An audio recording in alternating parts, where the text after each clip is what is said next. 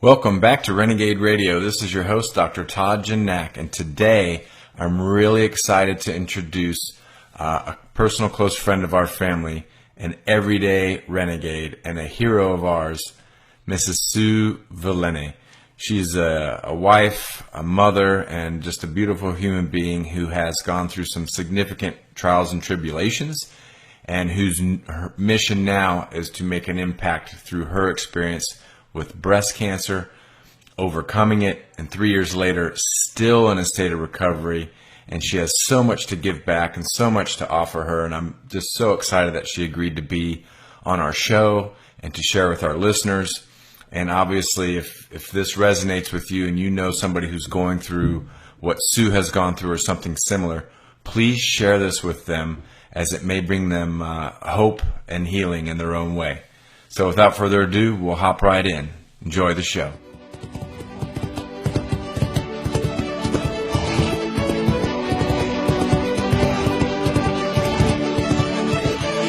Enough is enough.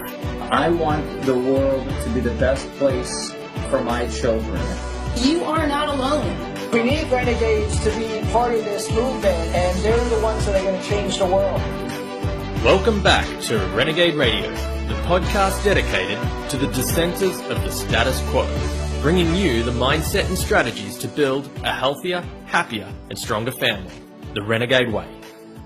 It's so important to be a renegade. So, Sue, what's up? Hi guys, what's happening? What's up with you guys? Well, thank you so much for joining us on Renegade Radio. I have told our listeners a little bit about you, Sue.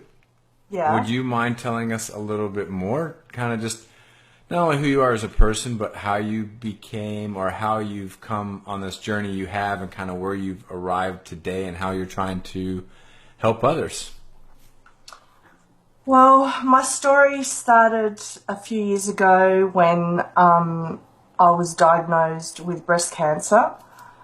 And that actually had a huge impact on my family. And to my surprise, it actually had an amazing effect on my friends, where they weren't able to cope with the news that I was telling them, just like my family, which was a huge surprise to me, because at the time I honestly thought that I would have a lot more support from my friends.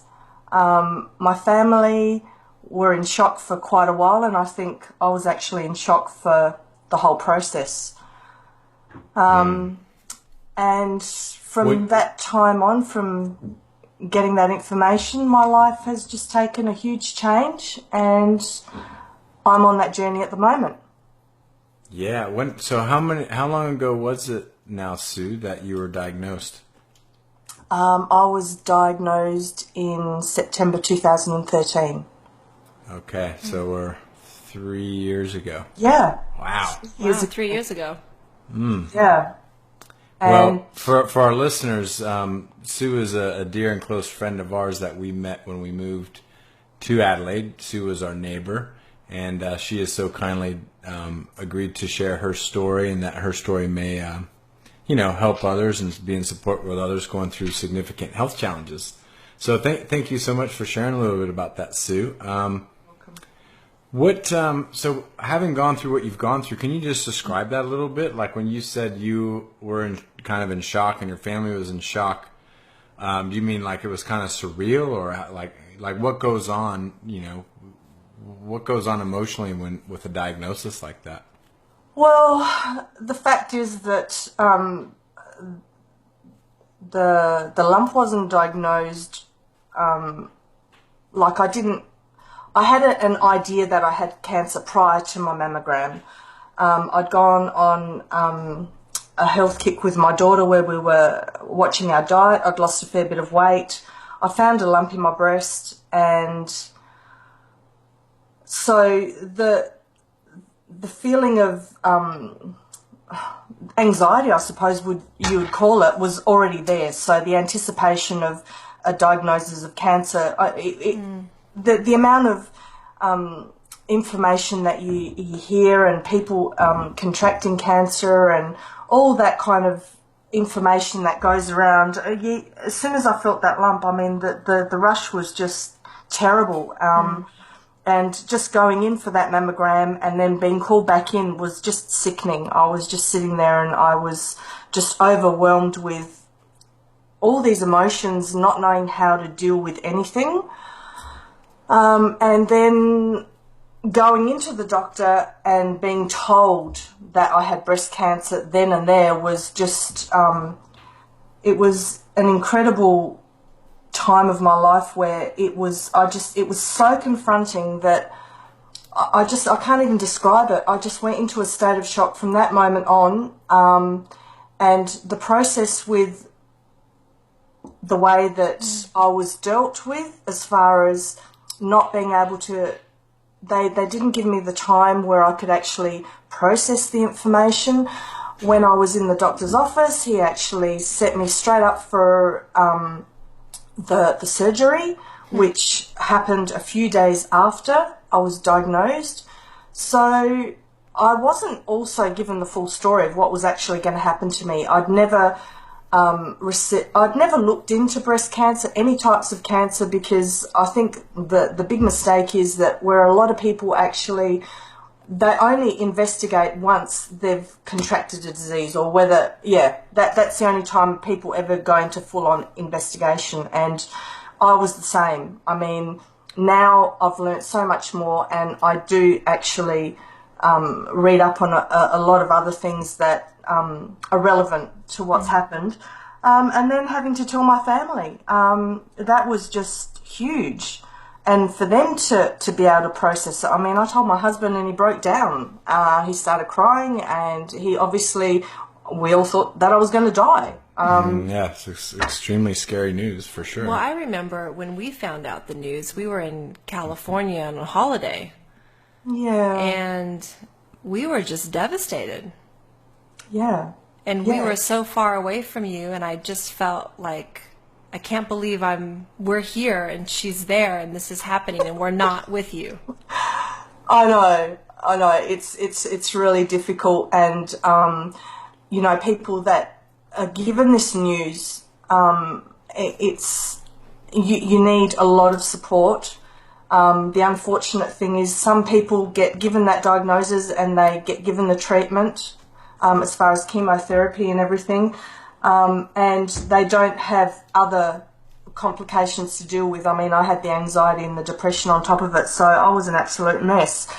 But telling people and people trying to understand. I mean, I thought I had a relatively healthy lifestyle. But when I stripped it all back to see how I was living my life, it was a total misconception. Well, I think that, I think that a lot of people, unfortunately, you had this, this extremely difficult health challenge to come to that realization. But the reality is that's just about everybody. Yeah. I mean, and you just mentioned, kind of reading and studying, obviously deeper, only quite from the time you got diagnosed, you mentioned you didn't have time to process it, but now you've been studying and diving deep. Is that something that happened within the early weeks or months after your diagnosis when you're amidst treatment, or was it kind of after, or? No, well, the thing is, I suppose the days following the fact that I got told that I needed to go through chemotherapy. I mean, I remember the time where I called you down and we discussed natural therapies, and we were discussing the chemotherapy, and I had to choose which road I wanted to go down. And you said that I had time to think about it, that I didn't need to rush into it. But it's really hard hearing that, and it's hard to process that because you're in such a state of fear. They unfortunately, the doctors put so much fear into your diagnosis, and they just want to push everything along, and it doesn't give you an opportunity to think about what's going to happen and how you're going to deal with it. And looking back on it now, I wished I had have taken your advice on board. I mean, you've got a wealth of information that you shared with me, but as I said, the fear factor and the fear that I thought I was going to die it just overtook everything. Wow. Understandable. Well, that's certainly, yeah, I mean, obviously no judgment from us. I mean, if when you're in that situation, and yeah, I mean, and you're with the doctors, and they're the experts telling you this is what you got to do, kind of, or else. Is that kind of how it came across from them? Well, yes, supposedly they are, they've got all the knowledge and all the facts and figures and all the rest of it. I mean, at the end of the day, you do place your faith in people because of their so-called profession. Their expertise. Their so-called expertise. But at the end of the day, when you don't have the need to investigate alternatives, and you're put on the spot, I didn't have the time to investigate alternatives, because it was like, well, this is what you have to do, this is how you're going to survive, and these are your percentages of survival. It's pretty, as I said, it's very confronting. It's very confronting, and I remember when I got told I had to have chemotherapy, I didn't sleep for 7 months. I don't know how other people deal with it, but I had no sleep for 7 months. I'd lost 20 kilos. I would lay in bed at night, and I would wake up in shock, but I would be in shock thinking, wow, I've got breast cancer. That's all I could say. I didn't know. It was just shocking. It was just so. It overtook my life for quite a few weeks, I think, until I kind of calmed myself down, and it was a horrible place to be. And then, as I said, having your friends not knowing how to respond, not knowing what to say, staying away because in fear of, it was almost like they were going to catch it. So Sue, you obviously went through an extremely, extremely difficult time. You mentioned there was 7 months where you hardly slept, and your friends kind of didn't know how to cope or how to be around you, or maybe they didn't know what to talk about. So in that isolation, where did you find solace, if any, or where did you find comfort? And, for our listeners, someone might be going through something similar. What advice might you have for them in that similar scenario? Well, during that time, the only kind of peace I would get was my daughter was very, very supportive, as much as she could be. She was only young at that stage. And she was, when I was diagnosed, she was in year 11, and I started my treatment probably just before she went on her summer break. So she would be as positive as she could be for me, just kind of supporting me. The boys, unfortunately, my husband and my son found it very, very difficult to relate to the whole situation, because obviously they were in shock. My husband tried very, very hard to be supportive just by being with me all the time. I remember I got a lot of support from Carolina and yourself, receiving your adjustments as often as possible. So chiropractic care played a big part in it. Carolina played a big part in it when she would lay me down on her couch and she would give me the green juices, which at the time were pretty yucky, but they were good for me. Drink it. And I suppose that was the start of my turning point in realising true nutrition. I learnt a lot from yourselves because you were following that practice at home, because as you said in a previous interview, Carolina, that you had problems with Tiana and the way that the foods that she could eat. So I mean, I at the time, I watched a lot of the things that you did. I listened to you a lot. It took a long time for me to process what you were doing and trying to understand how all of that would help. And at the end of the day, I'm learning every day with new people that I meet.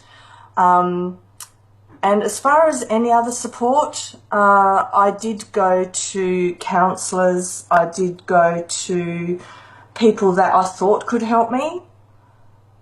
But at the end of the day, it didn't actually help me. The biggest support, I think, was my family, because at the end of the day, your family, you know you can trust your family. Your family never lets you down. And really close friends that want to understand what's going on with you will support you. Yeah. It's having that understanding of what someone wanting to understand what someone might be going through, because I'm a true believer, unless you've been through something, it's really hard to understand how somebody can cope with something. Yeah, it's hard to relate. Yeah, it is. And I don't blame people for it. And anybody that's had a chronic illness or disease can't criticise anybody for that, because you've got to understand that people can't. If they haven't been put into that situation, you seriously can't. Sure. Yeah, that's totally understandable. I mean, we certainly don't sit on the other side of the microphone and say, well, we would have done this and done that. And, I mean, there's no way in telling. You'd like to think you're knowledgeable and prepared, and you don't know until but you don't know until God forbid you're there. Yeah. Well, in saying that too, Sue, what, if anything, like obviously hindsight's 20/20, but if there's anything that you would have done different, what would that be? Or is there anything you would have done differently? If you could, wave a magic wand and go, oh, I'll do this instead, or and why would you make that? Like do you mean when I was diagnosed? Yeah, just your path. Sure. and your choices going forward. Would you have changed, do anything differently? Yeah, and not to make you think that you're doubting yourself, but just to offer some advice or help to other people. Yeah, no, definitely. As far as after I was diagnosed, the thing that I would do differently now is I would take my time in making decisions. I would look at all options and look at them seriously, and knowing that I had the time to do that, I would rally a group together of people that could support me through of helping me through the cancer, and to do it naturally the next time. Fortunately, I've learned I've gained a lot of information from certain people that I've followed on the internet, like a guy called Todd Gignac, who talks about the truth about cancer. I actually listened to him, and I had to turn it off sometimes because it was overwhelming and too confronting for me. But now the more things that I see on social media, and the books that I've read, and the people that I've come in contact with, certainly put a new, refreshing perspective on everything that I've gone through. So I would actually do things a lot differently, knowing that Western medicine isn't always the way to go. Yeah, and that's... And having found this information kind of later down the track, like you said, it was kind of confronting sometimes, or you'd have to turn off. How do you now deal with that? Like, I'm hoping that you don't, you could carry even feelings of, like you feel guilty. I should have done things differently, or do you carry any of that around? No. Oh, good. No guilt whatsoever. I mean, it sounds strange or even ridiculous, I'm actually grateful that I was diagnosed with breast cancer, because it's actually turned my life around. It's made, and I mean, you used to tell me, Todd, that, wellness starts from inside. So taking that on board, and also taking on board what we eat every day, the way we live our life, just the whole, our environment, how important our environment is. I know we can't control everything, and people say to me sometimes, well, why do you only use coconut oil to moisturize? Why don't you wear the makeup? Why don't you do this? They can't understand why I've stripped everything back, because we live in a toxic world anyway. But I keep trying to tell them, the more that you can eliminate out of your life as far as toxins, the more you're protecting yourself, not only yourself but your family, and making your friends aware of how they can help themselves. No one's guaranteed of anything these days, but at the end of the day, whatever you can do for you and your family, and know that it's everything that you could do, I just feel that gives me peace. You're absolutely right. That was awesome. Thank you for sharing that, Sue. Again, I'd like to think that there's others maybe that are having some challenges, that, and just hearing your words of experience and your wisdom will bring them some peace and some hope for their future. And yeah, I mean, we had watched you. We saw a lot of what you're going through. Obviously, we're not aware of everything, but we could see the struggle and the pain and your family's pain. And it's really a blessing to see everybody kind of on the other side of it all, and seeing the changes that you've made, and it's inspiring, and that's why you're on the show, because we know that you can inspire and help others, because unfortunately your story is all too common. Yeah, it is, and the sad thing is being a wife and a mother, and having that role in the house, as you know, Caroline. You send the woman is the key to the family, and if the wife or the mother doesn't have the capacity to look after her family, you watch that family disintegrate before you. And for me, I think watching my daughter, she didn't really go off the rails, but she didn't know how to cope. And to have to watch that and not being able to guide her, I couldn't make any decisions. I couldn't even cook. I couldn't do anything. I just felt so useless.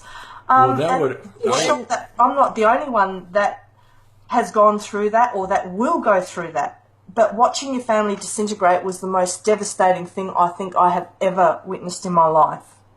Well, and for you, and I'm assuming for most mothers or parents, I mean, for a mom in particular, I would say more so than the father. I'm generalizing a bit, but I mean, that's kind of like, that's your sense of identity. It is. That's who you are, and you can no longer express that. So there's so many things you would be going through. It's almost hard to imagine. No wonder you didn't sleep for 7 months. No, you've been bombarded from every angle. I mean, everything is a guilt trip. You're not looking after your family. At the time, it was the guilt trip of, oh, well, I didn't look after myself properly, or I didn't do this, or, you're confronted with so many different emotions, and you can't put them into perspective. You can't rationalize anything, and that's the frustrating thing too. So, and even during the treatment, the treatment that they did give me, it depleted me so badly that my memory, which I still haven't regained totally, it's taken me 3 years to try and rebuild myself, and I still don't think that I'm there. So people also have the perception that once you've gone through your treatment, that, hey, everything should be okay, and you should get back to it. Yeah, you should soldier on. Well, that's not the case. So people that do feel guilty that they're not soldiering on, they've really got to lose that guilt. I mean, guilt is an illness in itself as far as I'm concerned. You need to lose the guilt. You need to love yourself. You need to nurture yourself, which took me, it's taken me years to learn that, because I've always looked after everybody else.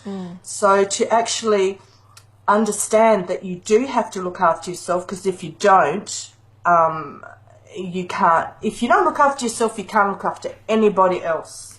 That's right. That's right. You can't give from an empty cup.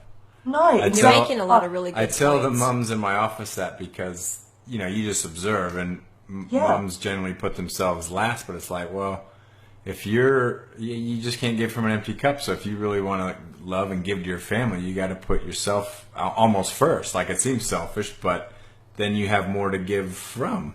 Well, you do. The thing is, if you're a stressed out mum, you're going to work every day, and you're trying to keep your family together, you're trying to do everything in the home, there is nothing left to give you. If you have young children and you're exhausted at the end of the day, you're grumpy, and you've got life to deal with, you're not doing anything good for your family at all. It's so wrong. And unfortunately, I know a lot of people do have to work, but at the end of the day, you pay a price. Yeah. Caroline and I talk about that a bit. I think we even got into that a little bit on a previous episode. Yeah.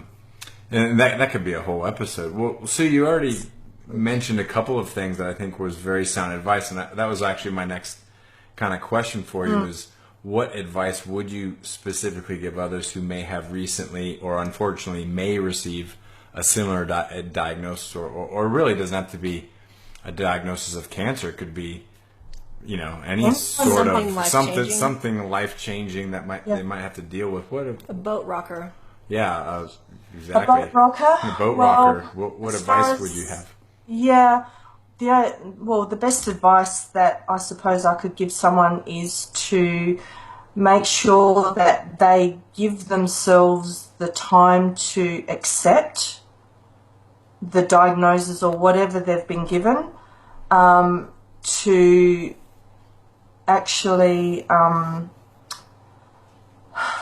to look after themselves, to nurture themselves, to not have the guilt feeling that they're not able to do certain things for certain people. At the end of the day, yes, you do have to be selfish when you've been diagnosed with something, because if you don't give yourself the love and the support and the time for yourself, and also to give yourself time to research. And as I said, researching is confronting, but at the end of the day, knowledge is the most powerful thing that you can have. And you'll be confronted with so many different opinions. And what I did is I actually took most of it on board and then just weeded out the things that I felt weren't relevant for me. That's great advice. And for those who are looking for, maybe like you mentioned, feeling isolated, and thank goodness you had your family and a few close friends, but what if somebody, what if they didn't have that? Or even if they do, what other, where can or should people go to get support? Should they maybe look to other people going through something similar, or did you have anybody to talk to that was going through what you were going through at the time? Yeah. Well, there were two different options to join a cancer support group, which was a difficult. When it was suggested to me, I thought about it, but the only thing that actually made me not go ahead with that was the fact that I would be confronted with a lot of people's harsh stories. And because of my mental state, remember, I didn't just have the diagnosis of cancer, I had the depression and anxiety. So I suppose the way that I dealt with things may be different to how someone else would deal with them, because to hear these things with these mental illnesses on top were just devastating for me. So it would actually set me back. Right. Whereas if you've just got the diagnosis of cancer and you feel that you need the support of cancer groups, there's plenty of them around. You just need to make contact with them. The best thing, the way that I dealt with it, is I was given some names of people that were friends of friends that had been through the same situation.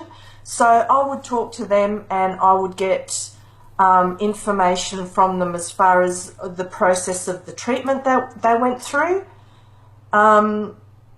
And it did help me a little bit, but at the end of the day, everybody's on their own journey, and there are groups there. It's just a matter of what helps you, and the only way to do that is to make inquiries and to attend some of these groups to see whether it's for you, or whether you just want to contact someone that's been through the journey of cancer. And I don't know any other options. They were my two options, and I stuck with talking to someone that I probably felt more comfortable with as a friend of a friend. So that's great. No, thank you for that. What I was thinking, Sue, just to switch gears for a second here. Sure. Obviously, you're on a path. You're learning a lot, and you're wanting to help others and share your story as you are today. Is there something, as you're gaining your strength and getting better every day, is there something that you're excited about? Is there a project or something that you're looking forward to getting into as your health returns? I'm just excited about life. That's awesome. A great answer. Every day I wake up now, and it doesn't matter whether it's raining or as much as you guys don't like rain. It doesn't matter what the day's like. I'm excited about my family. I love my life. I've changed my lifestyle. I've totally turned it around. I feel fantastic. It gets me excited if I know that I can help anybody through their journey. And that's my mission at the moment. If I can help anybody, and even if it's just one person, that's enough for me. So, So, Sue, on that note, before I forget then, for anybody listening, may I post your email if anybody would like to contact you or is looking for support or just wants to ask a few questions? Sure, I don't mind at all. As I said, if I can help anybody, it would be a pleasure to help them. And that's E&S Valente? Yes. Okay, so listeners, I will have Sue's email in the show notes, and there'll be a dedicated page on our website at therenegadefamily.com should you want to listen to this again, get information, or as you just heard Sue, she's been through a lot and now she's loving life. Totally new perspective. To go from something as horrible as a diagnosis as cancer to it actually being a blessing for what it's led you to, and so listeners, impacting. you can get in contact with Sue if you'd like to ask questions or if you need support with anything. Thank you for that, Sue. No worries at all. That's awesome. Fine. Yeah. Well, let me ask you, because this podcast is, it's the Renegade Family podcast, and we talk a lot about being a renegade, and, some folks might perceive that as being, an outlaw or gangster, and that's obviously not the case, but really a renegade in thinking. So that might be scary for some people if they're going through a health challenge, or maybe they just got the news and the doctors and just the diagnosis, they're scared to death. So it's easy just to kind of follow along without taking that time. So how for someone who's in that position and they're scared, how do they adopt the attitude of renegade and go, well, I hear what you're saying, everybody, but I'm going to go this way. I'm going to go renegade on you. Where do they find the strength, or how can they feel comfortable doing that under the shock of it all? Like you were there, it was shocking. You're just trying to process it. The doctors have you scared to death. Yeah. How do you deal with that and go, well, I'm going to take some time, and any advice around that specifically? Well, I suppose the best way to deal with it is to speak to, well, as I said, it's options. I mean, you've got your Western medicine, your chemo option, or you've got your natural therapies. So it's you. I suppose the best way that I could put it, you have to place your faith in someone that has had success with dealing with cancer patients. And at the end of the day, it's difficult trying to find these people because, unfortunately, a lot of these people are fighting battles all the time because they're not acknowledged as professionals in that way, because natural therapies and cancers are still frowned upon, unfortunately. But it's finding the people that can support you through that, and just having faith in the fact that there are alternatives, and if you get the right kind of the team of people together and do research with regards to the effects of the different types of treatment, and there just isn't a rush. I mean, unfortunately, people do get diagnosed with cancer and they're totally inundated with it. Yeah. And look, you know, as far as that's concerned, I wouldn't even know where to start with that one. Fair enough. But yeah. it's finding people. I have a support network that I work with, and I feel so comfortable with the people that I'm dealing with at the moment because they're keeping me well. Now, are they health professionals too? The team of people, are they like Sorry? licensed? The people that are helping you, your team, are they licensed, you know, Yeah. like health professionals? Yeah. So what kind of people are on your team? Yeah, well, I have a natural doctor called Ian Flay, and he actually he tests me for my tumour markers. He does live blood analysis. He assists me with supplements, and he's keeping check on my health in total. I have another lady called Victoria Bartram. She is a chiropractor. She does kinesiology. She does muscle testing. I have her on board. She's amazing. And I have a chiropractor that I deal with, a Patrick Sim from Chiropractic on Unley. And he makes sure that I'm not subluxated. So all my organs are functioning properly, and in the beginning I was seeing him a couple of times a week, and now I'm down to once a fortnight. So I suppose I've got every area covered that I think is beneficial for me. And people, it takes time. It's not as if you can just go to the phone book and go, well, okay, I'm going to put my hands in this person. It's word of mouth. People can guide you to people. You mightn't get along with one person in particular, but there's so many people out there that you can turn to. So it's whoever works for you and who you feel comfortable with. So, yeah, having a team of people around you that you've got faith in and that can support you and keep you well. That's awesome. What would you say to the person? I mean, people, you know, if it comes to like anything outside of medicine, there's still a lot of people who have a lot of skepticism, and that's okay. I understand that. You know, naturopathy, chiropractors, nutritionists, and that's outside of the realm of a diagnosis like cancer. So what would you say, you know, to the person who's like, well, I don't, you know, I'm, you know, about just being open-minded about that, or, you know, their skepticism? Any advice for those folks?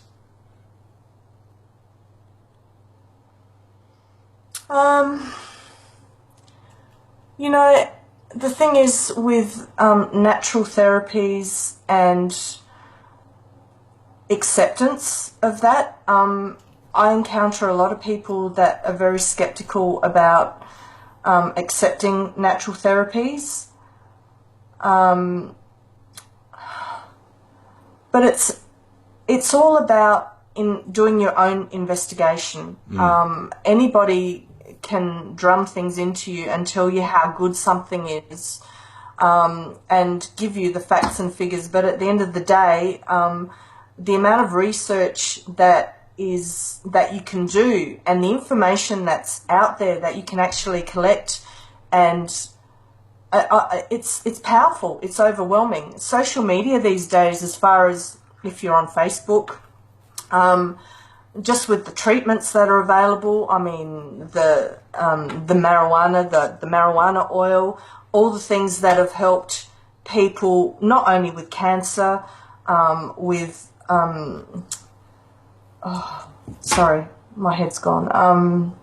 seizures, all kinds of things. I mean, Yeah. there's so much information out there now with alternative therapies and alternative treatments that can help in a myriad of different things. And it's like, you know, when I was talking to Ian Flay, he said to me, you know, there's a lot of people that just rely on the cannabis oil, and when it fails, they think that it doesn't work. But it's not just about the cannabis oil. It's about, you can't just do that. You've got to think about what you're consuming, your internal health. You have to think about exercising. I mean, cancer doesn't like oxygen. It doesn't like not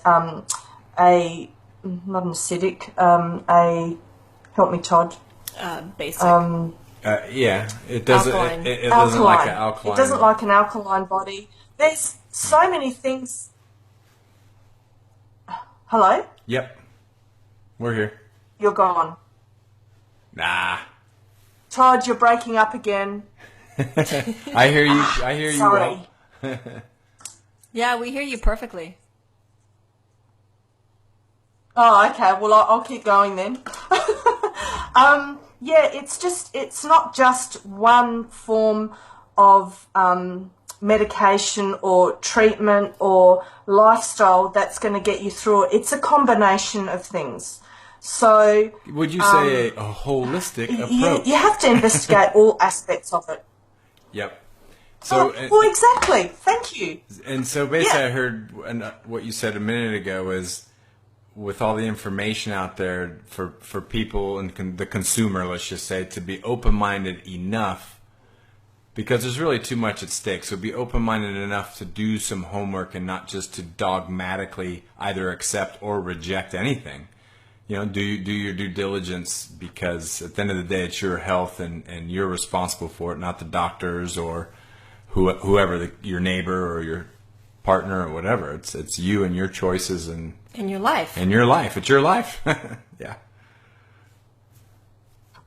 Well, yeah, exactly right. And I mean, with the amount of people that are being diagnosed with cancer these days, unfortunately, in a lot of cases with the doctors, you're just another number that's being pushed through. And they're very clinical with the way that they deal with you, because in an oncologist's point of view, they process you in a way that they deal with the drugs, and that's it. If you've got any other issues other than that, they find it very difficult to deal with that, because they specialise in the drug side of it, in what you need to be given to get over, to get better from whatever cancer you've got. So if you've got other issues like mental issues or dietary issues or anything else that's associated with the lifestyle that you're leading, they find it very difficult. Whereas I've found that going to a natural doctor, holistic doctor, he'll take into account every other aspect. Right. Look at the whole. Sure. Well, that's sound advice. It makes sense to me, but that's just me. Well, Sue, I have a few kind of questions to kind of wrap up our call today. We like to call it the Renegade Wrap-Up, because it's catchy. Yeah. And look, your answers here, they don't have to be around, a cancer or even health. It could be anything. It could be happiness, could be prosperity, raising family, and anything like that. What was the best advice that you've ever received, and how do you think our listeners could apply that to their lives? Not an easy one, is it?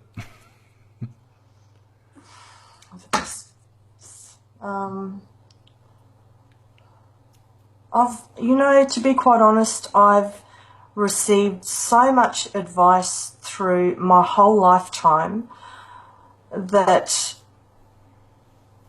you take on board the things that help you at the time, because your life changes so dramatically through a lifetime.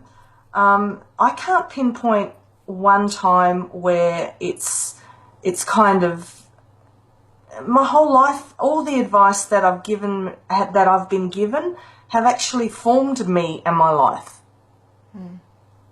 That's So well. That's certainly a fair answer. I'd I don't probably know. have to answer that. Every day I get advice.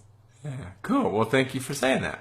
Well, I'm glad that you took it all. No, that's okay. Yeah, or I'm sure there was some you rejected along the way as well. Yeah, well, Maybe that would be the question. What was the best advice that you never took? well, yeah. Oh, the best advice I never took. Well, I don't even know how to answer that. I think I'll just stick Or with the what good was stuff. the worst Hey? advice you ever received? Drink this. Well, let's ask you this: for those who may be struggling with a significant health challenge, is there an invaluable resource? You named a couple names, or maybe there's some books or websites that you might recommend if people are looking for resources and answers? Yeah, well, I mean, the first time I ever looked into the whole cancer thing, as I said before, I was following a guy called Todd Gignac, The Truth About Cancer, and as confronting as it was, and as many times as I turned it off, the intrigue was there, so it might be there for some other people. I also got given a book by yourself, Todd, which helped me immensely. That was The Cancer Killers, The Cause. The Cause is the Cure? Is the Cure, by Charles Majors. Sorry? Yep. And also a book that I've read recently is called The Wellness and Prevention Paradigm by James Chestnut. I found that to be very interesting. And also there was another book that I read, which was That Sugar Book, which that was also very confronting, because I don't think people realise. I tell a lot of people that they shouldn't consume so much sugar, and they tell me how much sugar that they don't have. Reading this book and watching what they consume, well, it kind of turns that right around. So Right. there's books out there that do open your eyes, and the more you want to learn, the more you want to investigate, the more knowledge that you get, the healthier that you can be. Why, I think you just said it. You're saying that the more you want to learn. Yeah, It's once all about once the wanting. once all it takes is, there's probably a bunch of various, we'll call them curtains, over our perception. Once one of those curtains gets pulled back, you look at everything differently now, and like you just said, you're kind of hungry. You're like, well, if that's what's really behind the curtain, what's behind all those other curtains over there? Yeah. Curtain number one. What do we have here? Curtain Yeah. number two. What do we have for our contestants today, Bob? But the thing,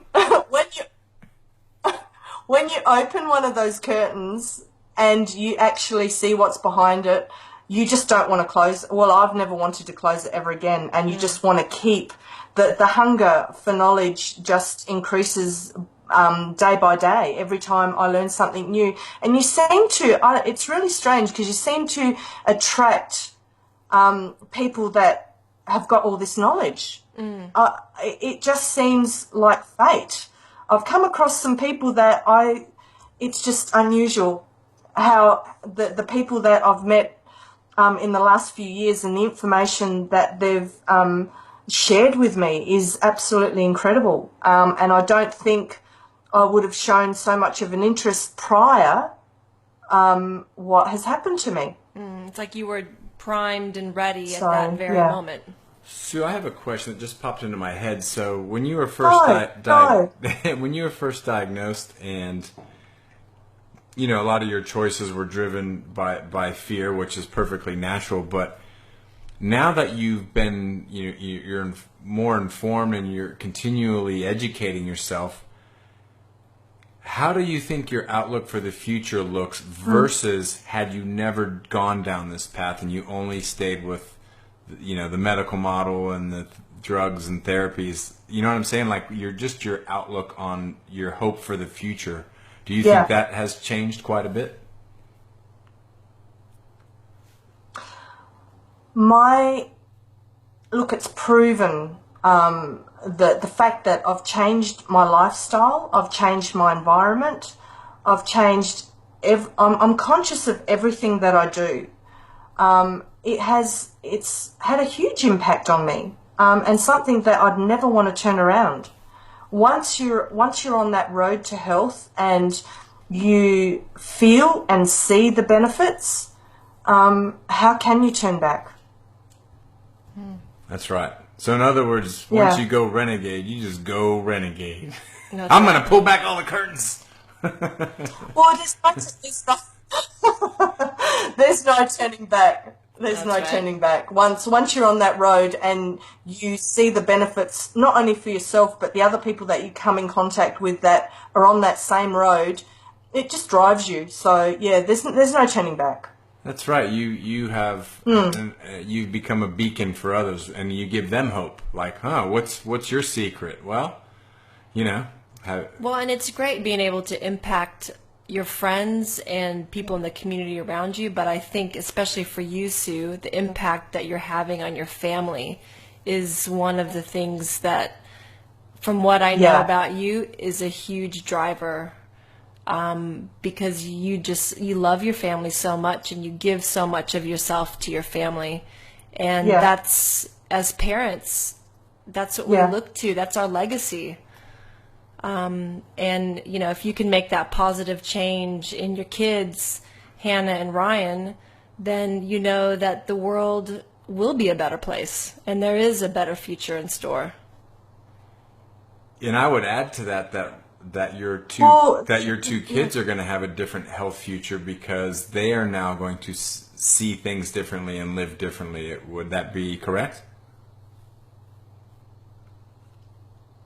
Well, they do see things differently and they do live their lifestyle differently. And I mean, my focus is on the younger people around me, my children's generation and younger, to inform them of what is good for them. They're the ones that are going to change the world. We're just chipping away at the moment, but they will be hopefully the ones that can change things and that have a huge impact on the future, and we just have to be the driving force behind that. Absolutely. The Renegades. That's the way I see it. The future's looking brighter every day. The Renegades. Power to the Renegades. Well, Sue, Carolina and I have really enjoyed podcasting with you today. Yeah. And we're looking forward to seeing you in a few weeks in person.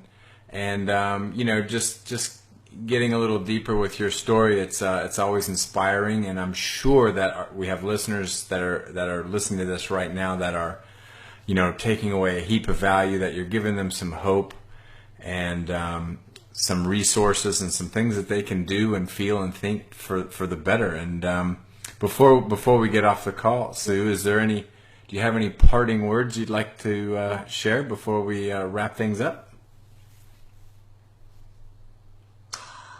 Well, something that I should have mentioned before that I'll quickly mention now is if you are looking to go down the path of chemotherapy, the only thing that I can suggest that you do is protect your body as much as you can with the chemicals by taking probiotics at least 3 to 4 weeks before you go into the treatment.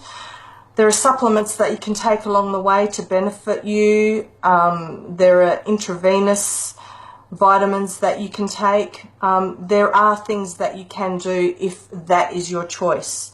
And as I said, everything is your choice. And if you want to support yourself, look into supporting yourself with those things and making sure that you do get through what you get through the best way that you can.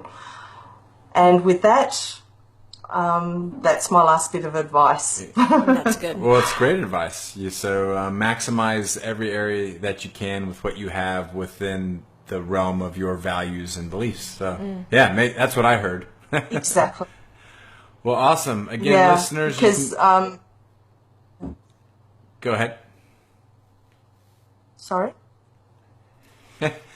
Go ahead. Hello. Sorry. Yeah, no. No, you go ahead. Sorry, you cut out a little bit then. That's all right. I was just going to say, listeners, you can go to therenegadefamily.com. And again, there'll be a dedicated page to today's episode with a link for Sue's email if you'd like to contact her or have questions or need support. I know that Sue's happy to help and reach out, especially for those who may be going through what she went through. Sue, thank you so much for sharing today and making a difference. We really appreciate you taking the time to be on the Renegade Radio with us. Yep. Thank you, Sue. And thank you so much for inviting me to be part of the Renegade family and the podcast. I really, really appreciate it. And hopefully, I really hope that I have been able to help some people. And this is what it's all about, just to try and reach out to as many people as possible and help as many people as we can. Absolutely. You got it. Thank you, Sue. I love you, Daddy. We're counting on you. My mom is a renegade. Thanks for tuning in to Renegade Radio. If you haven't yet done so, please subscribe to us on iTunes and leave us a rating and review. Also, like us on Facebook at facebook.com/TRFTribe. Please email us your questions for FAQ Friday and we'll do our best to answer them in a future show. Simply email us at faq@therenegadefamily.com. If you got value from this episode and know someone else that would benefit from it as well, please share it with them. Changing the world is going to start in your house. This is Dr. Todd, and from my family to yours, we wish you all the best. God bless, and we'll catch you soon. Renegades, mount up!